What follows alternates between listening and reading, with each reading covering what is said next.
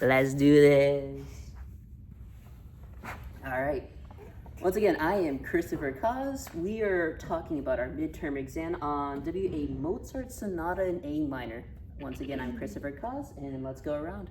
I'm Tristan Arias. I'm Kira Purefoy. I'm Emma Vando. William Sanabria. Nicholas Posada. Uriel Anna. All right, now that we have introductions out of the way, our first impressions, I personally thought it was really upbeat and uptuned. It just joyous all around, even throughout all the parts.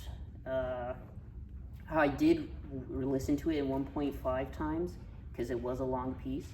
For others, I assume was different, or I agree. I thought it was a happy song. I got like positive giddy vibes from the piano.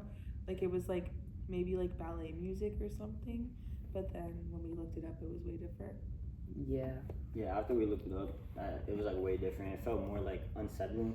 Maybe like kind of like not haunted, but like kind of a little like terrifying a little bit because of his mother passing away.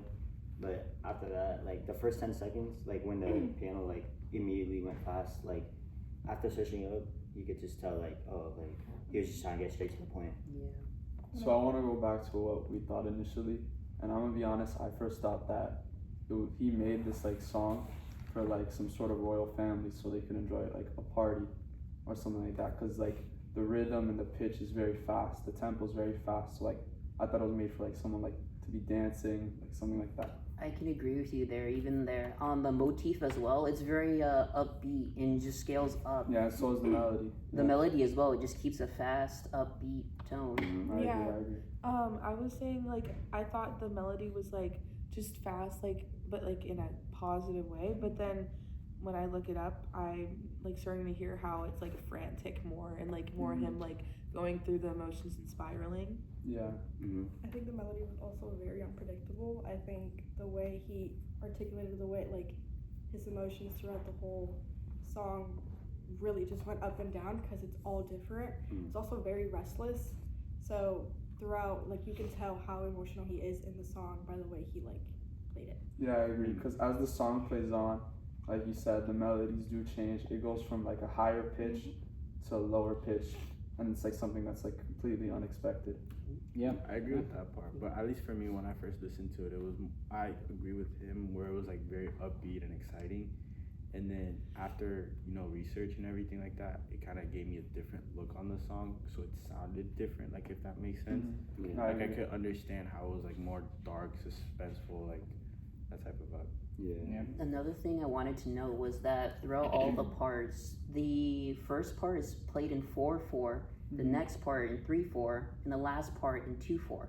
However, the speed in between the first, second, and third actually slows down throughout. He plays very upbeat and fast, and near the end, he's playing more dimmed.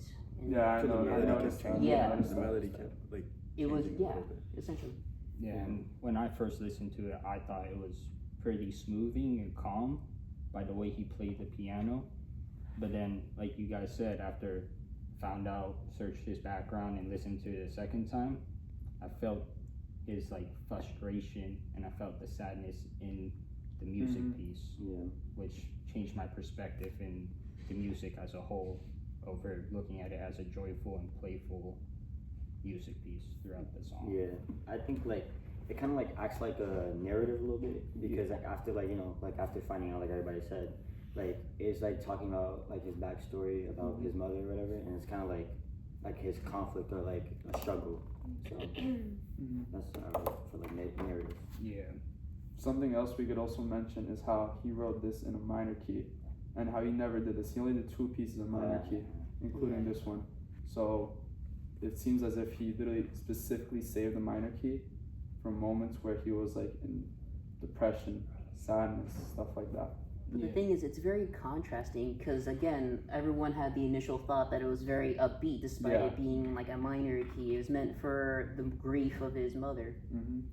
It's a little off-leading, to be honest. It is very off-leading. But I think once you do understand it or understand him, you can kind of see that in the song. You can see the whole story of what he's trying to tell. Exactly. The author's Yeah, I agree. Definitely.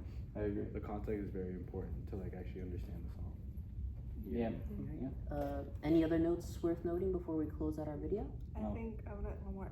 I think the first time you listen to the song, like you have completely different thoughts, and then after the second time or third time you listen to it, I think the tempo, you notice how like the difference in the songs, like first time, second time, like the tempo in the beginning, you feel like it's normal, but then you get like a really fast tempo when you keep listening to it, and it's like that really shows how his what's it called, this composer intent seems very emotional. It seems very not misleading, but it's just like you have a whole different emotion back to like first time, second time.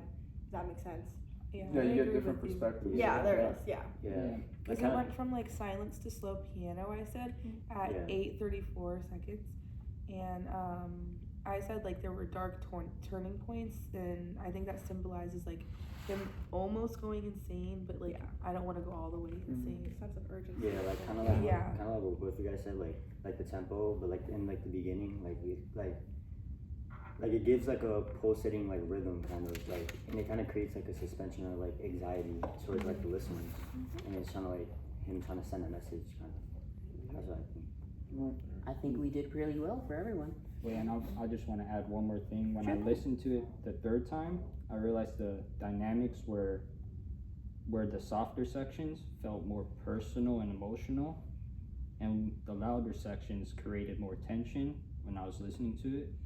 And when the rhythm and the faster passages, it felt like it created a sense of like urgency in the piece, and that made me feel like Mozart was trying to express a lot of his inner conflict throughout the music piece, and that's why I believe.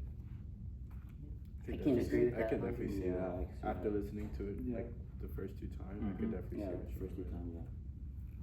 All right. I We're think we good? did good. Nice job, everyone. Should we do a roll call one last time? Christopher Cause. Tristan Arias. Kira Purefoy. I'm a random. William Sanabria. Nicholas Posada. Uriel Alna. And this is Group D.